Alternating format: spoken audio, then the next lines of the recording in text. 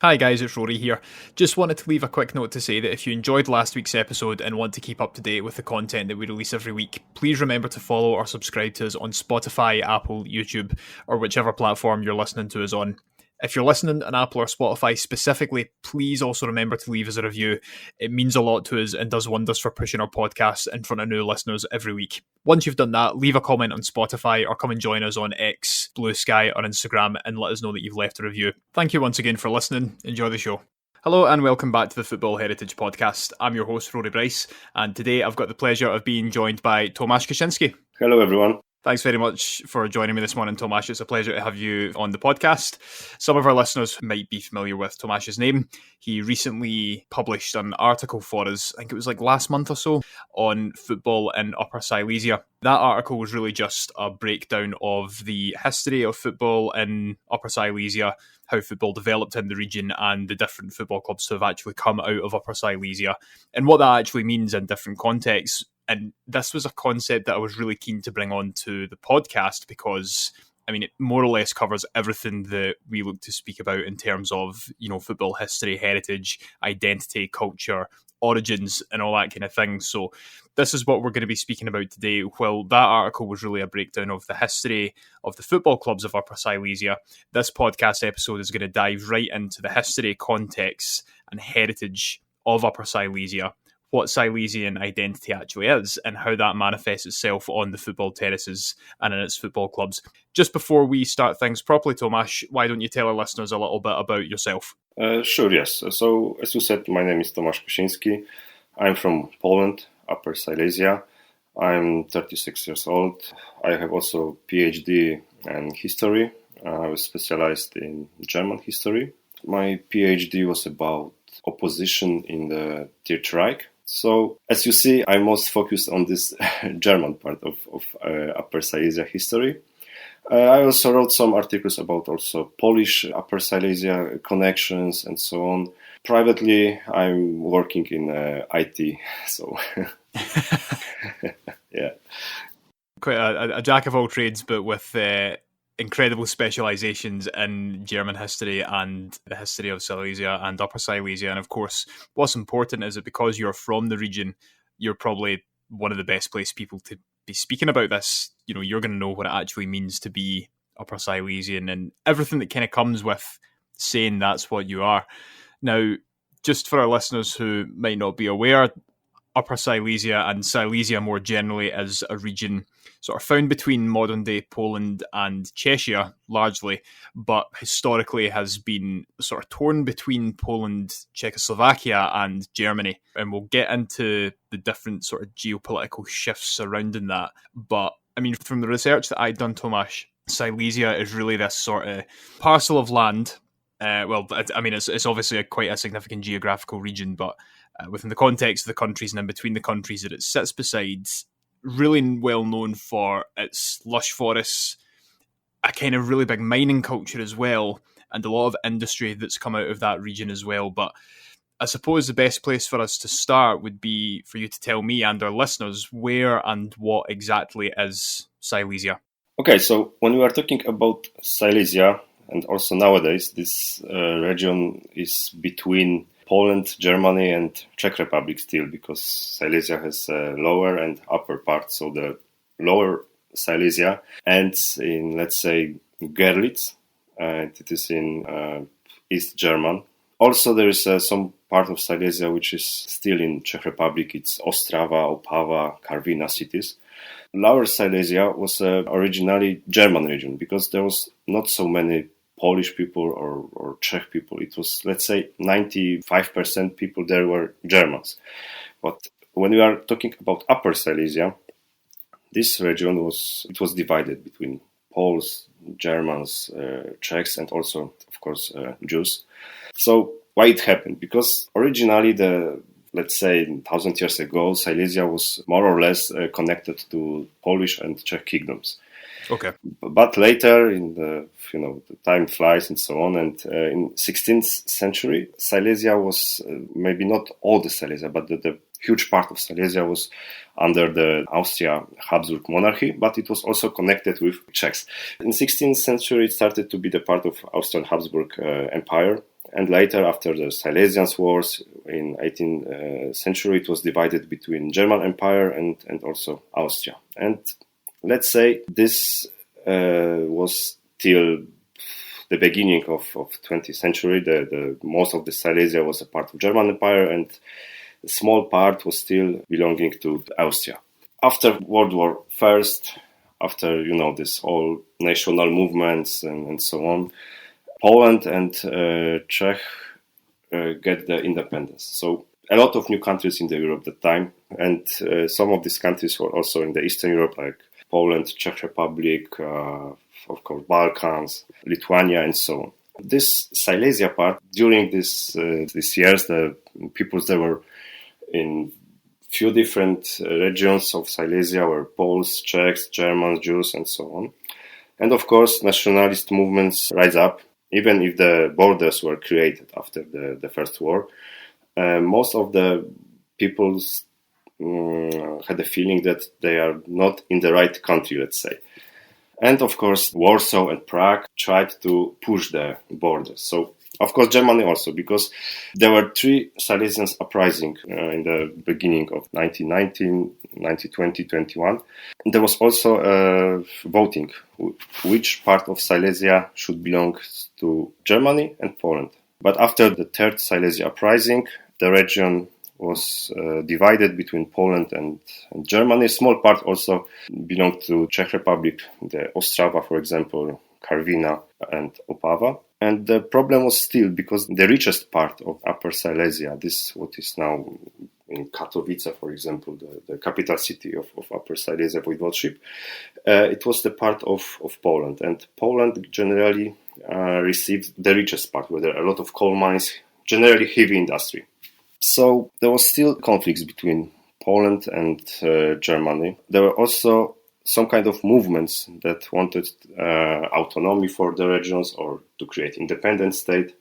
But till 1939 it wasn't changed. So the Polish part was the richest part with a lot of Poles, and the German part with capital in Opole city. It is still the capital of Opolskie Voivodeship because now the Upper Silesia is divided between 2 voivodeships. It was German. And in 1939 we had a Second World War, so the whole Silesia was incorporated into Third Reich. After the Second World War, the borders were moved one more time, and let's say the almost whole Lower Silesia became a part of Poland, and also small part is still in Czechoslovakia, and the Görlitz city from Germany is part of Lower Silesia, but it is in Germany. So, and after this Second World War, we have the borders still right now. There were some smart conflicts, but generally it is from 1945 the borders are there, but there were some kind of movements like people from some part of Lower Silesia had to move to Germany because they were Germans, so the communist politic was to move these people to Germany and to move people from Vilnius or nowadays Lviv to these regions because it was the politics of the communists to have this region without any Germans. In the Upper Silesia was a little bit different because there were the verification, who was like a pro-Polish, who was pro-German, who was pro-communistic, and so on. Some people from Upper Silesia had to move to Germany, but also a lot of people could stay here. There was a verification, and generally it was like this. But the other thing was that in Poland, in communistic Poland, there was a politics just, the one nation, one language, and something like this. So using the Silesian language in the schools or in the street was maybe not forbidden, but was not welcome. And of course, communists also developed the heavy industry here, so there was a lot of air pollution and so on. After fall of the communism in 1989 in Poland, and also in Czech Republic, the Silesians could create their organization, could tell about the story of the regions, and generally can develop all these cultural movements which were banned in the communist time. So generally it is in the shortcut. What is Silesia and what was the history? And of course when it goes about the language, because Silesians have their own language. And one interesting thing is there in the Lower Silesia, there is still German Silesian dialect. It is called in German Schlesisch. It is still in use, but not a lot of people use it. There are people who are in 80s, 90s. But Upper Silesian language is still in use. But the problem with this language is that it is a political topic, let's say, because a lot of different parties, different movements try to use this in their own business. And because when you ask someone who is a linguist, one side which can tell you, yes, it is separate language, but there is another part who would say, no, it's a part of Polish language or the dialect of Czech language. So, yeah, it's not so easy and it is a little bit wired. Yes, I see where you're coming from. Really interesting otherwise, though, to hear this about this region. I mean, there's obviously always quite cautious of drawing comparisons, but in some ways the situation is similar to, you know, the Basque Country or Bavaria, or even when we're talking about language, Scots Gaelic, for instance, you know. Mm-hmm. But each of these regions are incredibly unique for different reasons, and I think it's quite important that we remind our listeners that you can't really draw these comparisons, although you can use them as a good reference. I mean, from what you've mentioned there, it sounds like Silesia has been a region that's always been sort of pulled apart and torn between different nations, different warring empires, always a subject of boundary shifts just by nature of where it is geographically. And in many ways, that does create a very distinct identity among the people who would consider themselves Silesian. And again, you've got these different dialects and languages at play as well, which is a huge part of cultural authenticity and identity. Just again, I kind of whistle-stop tour, I suppose, Tomasz, because this could be an entirely separate podcast in itself. What is Silesian identity and heritage, and how has it developed through the years? This is what I'm really interested in finding out myself. So what does being Silesian mean? Yeah. I think it means something different to everyone, to be honest, because let's say, for example, I personally would like to use the identity, because there are people who use the term nationality. But in my opinion, identity is less political, let's say. In my opinion, in my definition, being Silesian means that you were born here, you feel the connection to this region, you have some understanding of the region past, you speak or even understand the language. But on the other hand, being Silesian doesn't exclude you whether to be, you know, Polish, German, Czech, etc.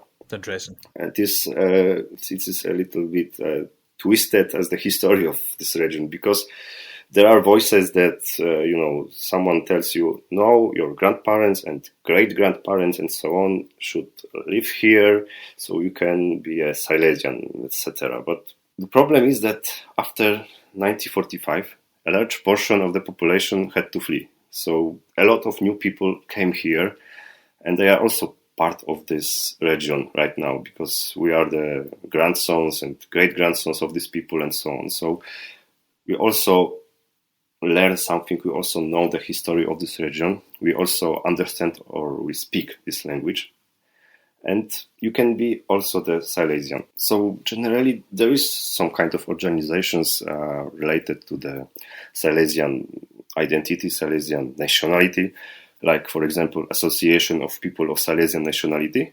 It was founded in, if I could remember, 2011, and unfortunately was quickly deemed as illegal. And the case went to the European Court of Justice, for example, and after 2 years, they are now operate legally, in theory, because there are still some legal problems there, but also I think with the Polish justice and so on. So generally they are legal, but they have to fulfill some kind of documents and so on.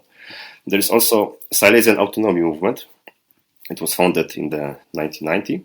They are also member of European Free Alliance. And from, I think it was around 2007, they re-established German football club 1FC Katowice. And since 2007, they also organize annually autonomy marches in Poland, in Katowice. They demand autonomy for the region because in the 1920s and 30s, the Silesian voivodeship had also this kind of autonomy.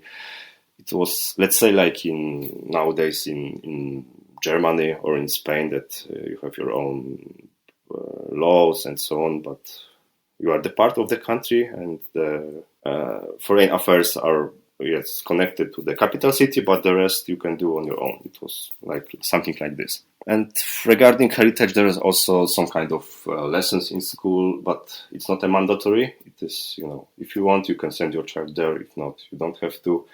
There is also some kind of projects to make some kind of Silesian dictionaries and so on. But in my opinion, there was a fashion for being Silesian like 10 or 15 years ago. Nowadays, it's not so strong as it was. Okay, yeah, I understand where you're coming from. It's good to know, though, and it's quite interesting to know as well. Again, a lot of comparisons can be drawn, between, I suppose, Irish Scots and Scotland. We've spoken about that on the Celtic episode, or, even Scottish statehood and the independence movement and things like that as well. And you answered what my next question was going to be, because a lot of people might say, well, why don't Silesia go for statehood? Is there such a thing as a Silesian national team? We've got organizations like CNIFA. Yeah, if I can add something, there were people who wanted to create a Silesian state, but it was before the Second World War. There was people like Józef Kożdoń. He was a Silesian politician. He was a founder and leader of the Silesian People's Party. He wanted to autonomy first and later independence of the Silesia. He was also ideologist of the Silesian nation, but it didn't take place to create this state. He was also the mayor of the Český Těšín in Czech Republic. And also from the German side, there was something like Union of Upper Silesians. It was organization. It was operating in 1919 to 1924. It also wanted to create some kind of Silesian state. It was sponsored by Upper Silesian Union of Mining and Heavy Industry. Yeah, and also the one of the founder was a Prince of Pszczyna. It was place in Germany, so also beautiful castle is there. So if someone wants to see, I recommend. Nice. But that's good to know again. People might look closely to Germany and look at Saarland and the Saarland national team that operated very, very briefly into the 50s. But it's good to know that, I suppose, there has been pushes for that statehood. It's important for this context, especially when we come on to talking about the football and the idea of a Silesian national team. But one last thing I wanted to ask you just before we jump on to the football was what the differences are. I think this will be quite important for the listeners as well, because remember, this episode is not just about Silesia as a whole. It's about Upper Silesia primarily. What are the differences culturally and otherwise between Upper and Lower Silesia? I think that's quite an important distinction that we need to make at this point. So as I said at the beginning, the Lower Silesia was mainly German. There was a lot of different nationalities there, like in the Upper Silesia. And this part of Lower Silesia, where Wrocław is, for example, it was the part of Germany. It was connected to this country. It was the part of this. And the Upper Silesia was also part, but they had their different identity. Different nations were there, so it was not so strong connected to Germany, let's say, like this. And regarding the national team, of course, there were some games. I think we'll talk about this later during the football part, but there are still some kind of games between Poles and Germans, and there are also some kind of articles in Polish sport press, like if we could create the national team from people who was born here in the Upper Silesia, we could win a World Cup. Like we could have Lukas Podolski, Mirosław Klose, and all these guys who won the cup from Germany, for example. That's interesting. And as you said there, we'll jump onto the football side of things now, but that context is really important, I think, for explaining the culture and the landscape of football within Upper Silesia. I think it really informs a lot of the identities of these football clubs and their supporters, and obviously gives a really good story about where they come from. So, first of all, when did football first come to Upper Silesia? Okay, so when we talk about football, it's of course the beginning of the football in Silesia we have to find in the German Empire. It was the place where the football started. The first football clubs in Upper Silesia were football clubs from Ratibor, nowadays Racibórz, Gliwice, it was Gleiwitz in that time, Königshütte, Chorzów nowadays. And it were created at the beginning it was 1902, something like this. It were created in the beginning of the 20th century. The first Polish club, KS naprzód Załęże. Załęże is a part of Katowice right now. There were some also clubs in Czech part, like SFC Opava. I think it is the oldest club, which is now playing in the second league in the Czech Republic. So when we talk about the beginning, there was, of course, it was connected to the Germany, and after the World War First and of course 3 Silesian uprisings, the Polish clubs created their own league. It was in 1927, and the founding clubs of this league were first FC Katowice, this German club. Of course, it was in Katowice, but it was the German minority who stayed in Poland. And the Ruch Hajduki Wielkie, now Ruch Chorzów. And this club had a Polish insurgent tradition. It was related to the Silesian uprising and so on. When we talk about German clubs, the German club who was well-known at that time was Forwards Rasensport Gleiwitz. They achieved the highest rank, taking the 4th place in the national classification in 1936. There were also another clubs like Bytom Boyten. Nowadays it is Bytom. That name it was Boyten. There was, for example, Polish SV Schomberg, 22. For example, this was a Polish minority club in the German city. Boyten, nowadays Bytom. When we talk about Czech Republic, I think the most important club who is still in the top of the Czech league is Baník Ostrava. It was created in 1922. For the minorities club, it was also mentioned the Polonia Karwina. It was in the Karwina city. Nowadays it is Czech Republic. It was created by Polish minority there. So everything started with Germany, but later, after the First World War, minorities created their own clubs. The clubs from Silesia started to play in the different leagues from different countries. But yeah, everything started in Germany. No, that's really interesting. I think, you have a region here in Silesia which is really at the crossroads of a number of different cultures and different nations as well. And obviously nations are, I suppose, defined in the modern day by largely man-made borders, but historically, although they are next to other nations and other cultures, they sort of mix. And Silesia is a bit of a melting pot for that reason, but it's created its own identity, as we've mentioned. So you have these influences. Although it began in Germany, you end up having these influences from a number of different nations and clubs competing in different nations and associations. And as you mentioned in the article, once Poland is annexed by the Third Reich, that a lot of the clubs do end up playing under their football association. But throughout history, a lot of these football clubs have influences not just from Germany but also from Poland and what would become the Czech Republic and Czechia today, but at the time would have been Czechoslovakia as well. There's just such a number of different influences that are actually impacting football in Silesia at this time, and that's before we get on to the fact that they kind of made those influences their own in the end. Yeah, exactly, because there was a huge mix of cultures. And for example, of course, a lot of these teams, like first FC Katowice, was used in political propaganda. There was also an episode when first FC Katowice won the Polish vice championship. And there was also a chance, from the German perspective, of course, that they can win the Polish championship. But there was a very controversial match against Wisła Kraków, and it had impact on the final standings. But yeah, it was used also in propaganda that, Poles cheated Germans, and, from the Polish side, it was Germans cannot be the champion of Poland.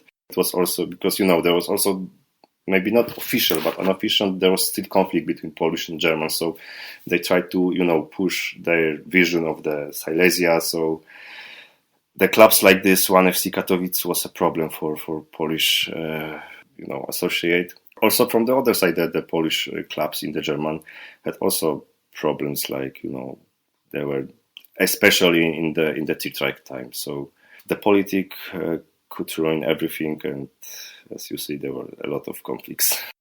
Yeah, we've spoken a number of times about how politics and football interact with each other, and, in many ways, you look at some of these situations and you think, well, this is a good example of why they shouldn't, but ultimately they do. Ultimately, they are intertwined. But I think it should be said for our listeners, especially at this moment, that football, especially during the Third Reich, but during these different periods, and the communist era as well, was used very heavily in political propaganda. I mean, we just need to look to the likes of Yugoslavia, Albania, to see how their communist regimes used football clubs, renamed them, and obviously turned them into arms of the state as well. It's exactly the same in Silesia and the different regimes that it's been under. A very, very unfortunate fact of football during the period of World War II and the Cold War. Yes, and of course, regarding this propaganda, there was something like Silesian national teams, but it were two Silesian national teams, like Polish, German, and in the 30s there were some matches between them. In the 30s, it were three games between these representations, national teams, and generally it was just did to show who is better, to use it in the national propaganda. So there was totally 20 matches, and 9 was won by the Polish Upper Silesia team, 7 by the German Upper Silesia team, and the Upper Silesia team also played 3 times against the Polish national team, but they lost 3 times. There were also some friendly matches, like with the Basque national team in 1937. So there was, of course, one of these matches regarding Polish and German Silesian teams was used to present the new stadium in Hindenburg, nowadays Zabrze. It was also used to Third Reich propaganda because there were, a lot of the symbols of the Third Reich, and the match ended with a draw. One interesting thing is that in that match, the Ernest Wilimowski scored all 3 goals for the Polish Upper Silesia team. And what is interesting about Wilimowski, he is the symbol of the Silesia wired history, because this guy played for Polish national team, Silesian national team, and later for German national team. So it is very complicated. And of course, he played for the German national team. So after the Second World War, he couldn't come back to Poland because he could be a traitor. His example is like it could be with a lot of Silesian players. Yes, and I suppose what's quite interesting as well is that if you played for the Polish Silesian team, you played for the Silesian team proper, then you played for the German national team. A lot of Silesians may. Well, I mean, you'd be the best person to tell me. Would that be a source of pride for a lot of Silesians that you're representing so many different cultures and these so many different identities that make up what Silesian identity is? Nowadays it's a little bit different, because nowadays Silesian identity is mostly connected to Poland, especially in the young generations. But in the interwar times, it was something like people who lived there didn't think about in these categories, because they lived there, they were from this soil, and they didn't think about I'm Polish, German, etc. Their identity was created by the language which they used in everyday life. So if we come back to Wilimowski, there is also a story about him, because in the 1974 World Cup in the Germany he met the Polish national team trainer, and he told him, I cannot return to Poland, but I still support your team. So yeah, it's just not as black and white as I understand. Again, it's good context to know, and I suppose just really interesting to hear how kind of deep identity runs through the region of Upper Silesia and what the people view as being their identity as well. But kind of coming into the modern day and through the late 20th century, some of the football clubs that formed are clubs that a number of our listeners will be familiar with today. Górnik Zabrze being one of them. You've got Paszkowice as well, Rozhorzów, and you've mentioned a number of times, obviously, Katowice as well. Would you view them as being the clubs that represent Silesia within the Polish National Association? There are still accents that fans belong to the Upper Silesia. There are flags, there are some ultras doing some shows related to this. Ruch Chorzów also used the flag Upper Silesian, which means Upper Silesia in German. Now it is divided between Polish and Silesian pride, let's say, because fans shows also the connection to the Poland, to the Polish history, and also to the Silesian history. It's not like, some club is only pro-Silesian and they don't want to take part in the, this Polish culture, let's say. Ruch Chorzów had this episode, but it ended, let's say, 10 years ago, maybe 15. They used to, for example, whistle when the Polish national anthem was played, something like this, like, we have in Basque, for example, country. But nowadays there is, another generation change. So the fans are, let's say, between Polish and Silesian identity. I think the same is also in the Czech Republic, because Baník Ostrava has some flags like, Silesian identity and so on, but there are also some Czech flags, Czech identity. So I think nowadays it is somewhere between. There is no 100% like, you are Polish or Silesian, and on the stands you also see this kind of identity. Well, I suppose when I was going to ask eventually, does that lead to ideas around a kind of Silesian derby? I know that's a little bit of a complicated question, but what is the interaction between the different clubs within, Silesia, but specifically Upper Silesia, because of these differences? As we've discussed, it's a reasonably, I suppose, complicated landscape in terms of the identities. So has this led to any tensions between the clubs in any way? Has there been conflict between some clubs, to use a kind of extreme example, because of these different identities that are actually at play here? Well, yes, there are a lot of tensions between fans here, because Upper Silesia is, historically, Upper Silesia is a region like maybe like a Wales, United Kingdom.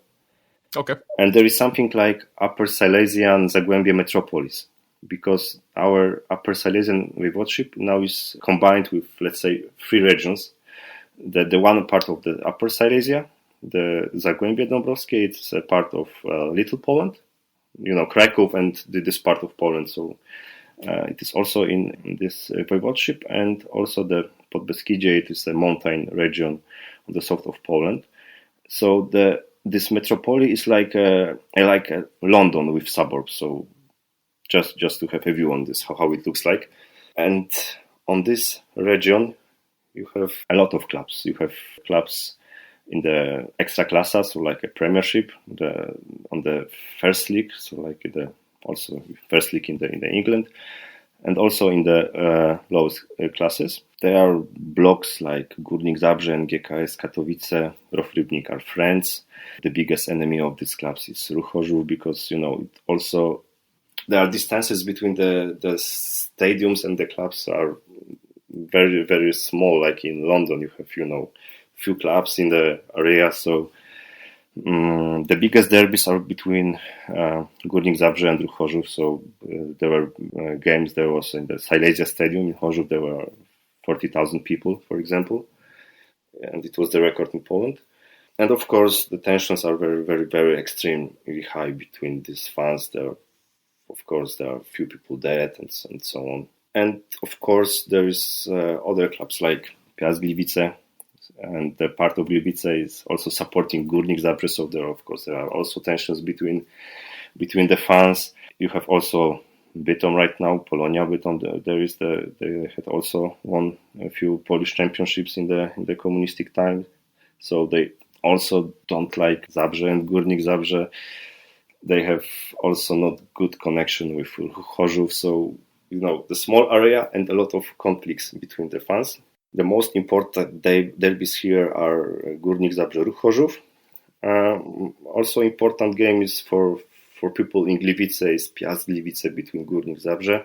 In the part of this Upper Silesia is Opole, the historical capital city. So you can say there is only one club, Odra Opole, and they are playing in the First League right now.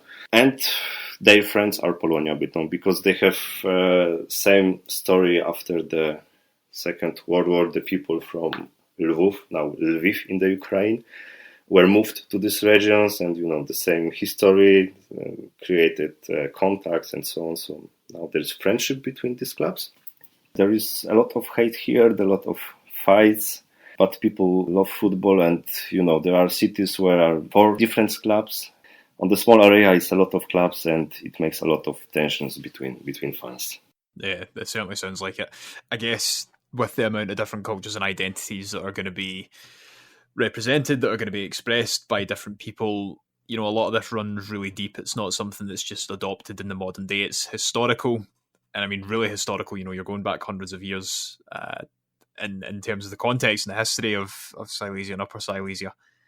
So it's something that is going to manifest itself in the terraces passionately, but as you've mentioned, often violently and extremely violently in some cases.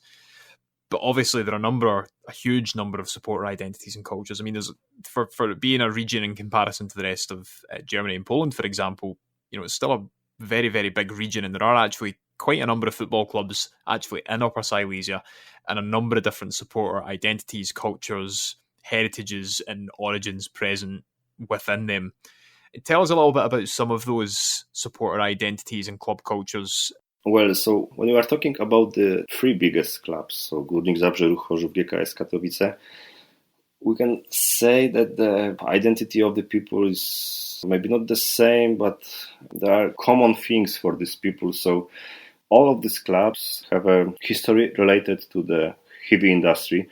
Of course, Ruch Chorzów had also the roots in the Upper Silesian movement, like the Upper Silesian uprisings and so on. After the Second World War, the clubs were sponsored by the heavy industry, or Górnik Zabrze and GKS Katowice were created in the communistic time. Górnik in 1948, GKS in 1964.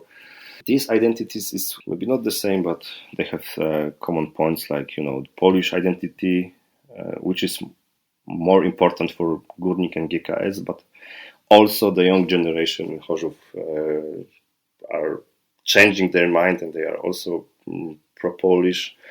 Of course, Silesian accents are in the stadiums, in the coat of arms of Silesia is all the scarves, flags, T-shirts, and so on.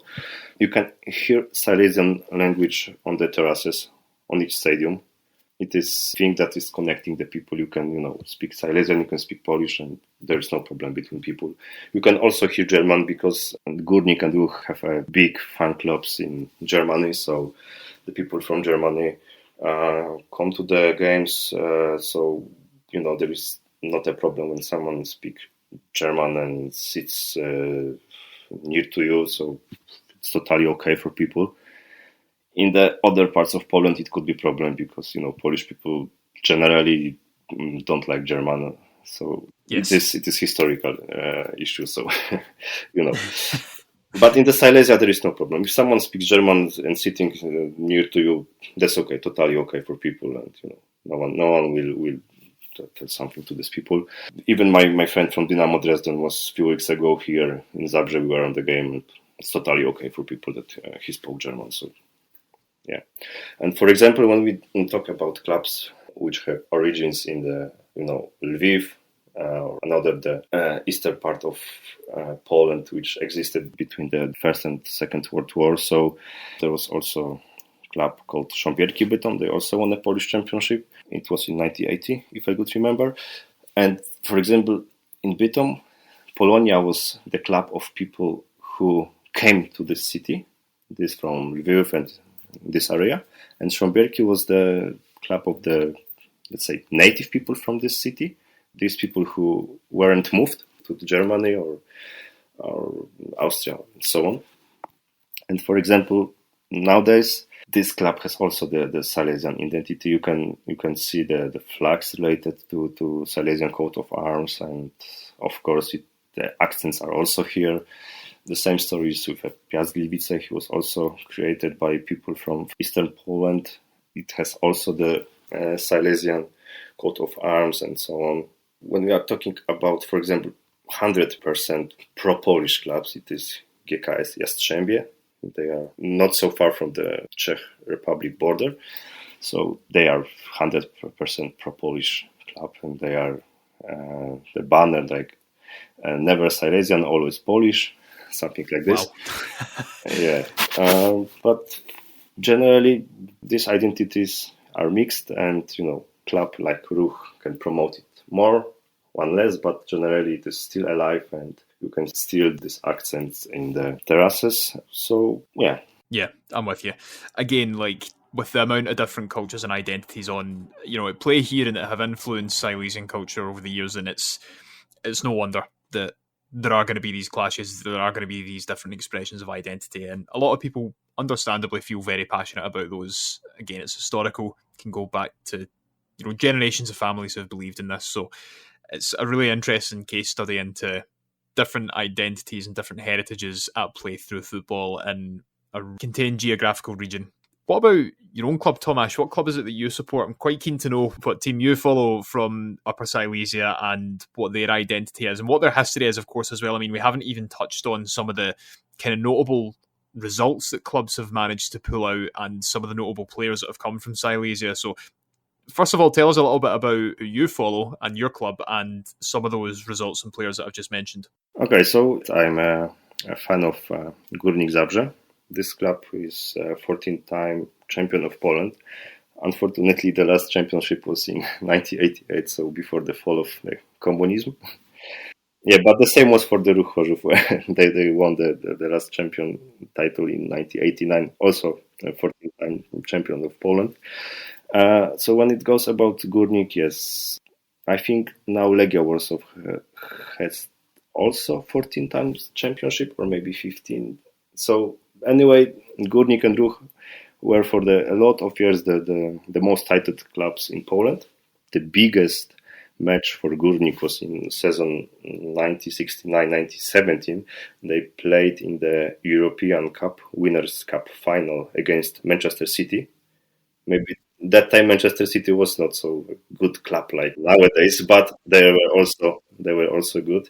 And of course they lost this final and they didn't win the cup. But there was the biggest achievement for Polish football in the history that one club played in the final of the European Cup. So it was the biggest achievement for Polish football, and maybe someday one of the clubs will also play with, I don't know, UEFA Champions League, but yeah, it's only a dream. Also, nowadays, the Górnik and generally all of the clubs on the Upper Silesia had problems because they were sponsored by the heavy industry from the communist Poland. So, like coal mines sponsored Górnik, GKS Katowice, steelworks, for example, sponsored Ruch Chorzów. So they had money from the heavy industry. So in 90s and the beginning of the 21st century, there were always problem with money for these clubs, and there was only a miracle that all of these clubs are still existing. So in the, let's say, modern history, only Piast Gliwice won the champion title in 2019, I think. But yeah, each year is, for my club, each year is better. So the reason why is it's Lukas Podolski is also fan of the Górnik Zabrze, the world champion, and he also now plays for Górnik Zabrze. He is almost 40 and he still plays football. So fair enough. yeah, and he wants to buy the club and he wants to be an owner and to develop this club in another direction, because now Górnik is a city club, so it rules by our local authorities. So in my opinion, it's not okay. So Podolski wants to buy this club and develop it. Maybe it will happen, so let's see. Regarding Ruch, as I said, also 14-time champion in Poland. They had also a lot of financial problems. They are playing now in the first league, not in the highest level. So nowadays in the Ekstraklasa, the Polish Premiership, you have Górnik Zabrze and Piast Gliwice only. Actually, Górnik is on the second place, but maybe today it will change because we play with Jagiellonia, so maybe. Yes, and regarding other clubs, GKS Katowice didn't win any cup, any championship title, but they also used to play in the European Cups. Like, for example, they played with Bordeaux where played the young Zinedine Zidane, for example. Yeah, so generally in the communistic time, the Silesian clubs played against a lot of great teams like Real Madrid, Bayern Munich, and so on. Nowadays, yeah, it is what it is. Yes, the same can be said for Scottish clubs as well. I mean, Aberdeen beating Real Madrid. Oh, regarding Scottish club, during this season when Górnik played in the European Cup, Winners' Cup, they used to play with Glasgow Rangers and they won. So that's music to my ears, obviously. But yeah, I always love looking back at the history, like the Cup Winners' Cup and that, because you see, like Polish clubs, clubs from Silesia, all these different teams that nowadays people might look at and either not know who they are or think they're small clubs. Like, these clubs have huge European pedigree. They have history in these tournaments.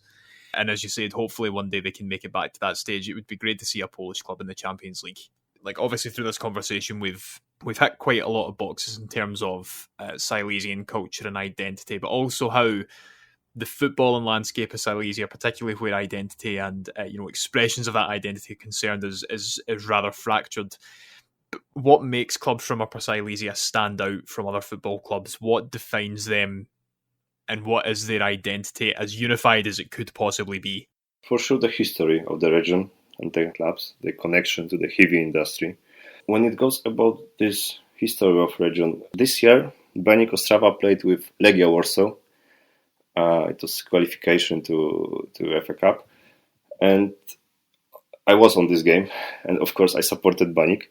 And there was a lot of people from Poland who came there and also to support Baník, because it was like Silesian solidarity, let's say. And it was, in the Warsaw and the Poland, it was shocked that people went to Czech Republic to support, club which doesn't tell anything in the Poland. But why they support, club from Czech Republic? But it was also Silesian club, so that's the way why we're there. So it works like this, because this identity to the region, it's something specific that, there is more like nationality, because as you see, we can support a club from the Czech Republic and it is okay for us. And let's say it was natural that we support Ostrava, not Warsaw. So yeah, the identity is very strong, and the history has impact on this. Also, we hear a lot of stories from our fathers or grandparents that our clubs used to play against the Real Madrid or Bayern Munich, and it was like a dream. And we want to see this also, or even this champion title would be great to see. I think the history and identity both have a very big impact on the people nowadays, and you live dreaming about these times which can come back, and you will also see the best players here. This also makes that you want to learn more about the region, about the history, why the clubs were created, what was the reason why were they created. So maybe Silesian uprising like Ruch Chorzów, so maybe some decisions from the Katowice to create a big club because the capital city of a region didn't have a big club, and they have to create something, and that's the reason why GKS Katowice was created. Generally, the identity and history is very strong here. We want to know the roots of the identity, the roots of the clubs. And of course, it evolves. It's not like, we are still the same people like 50 years ago or even 30 years ago.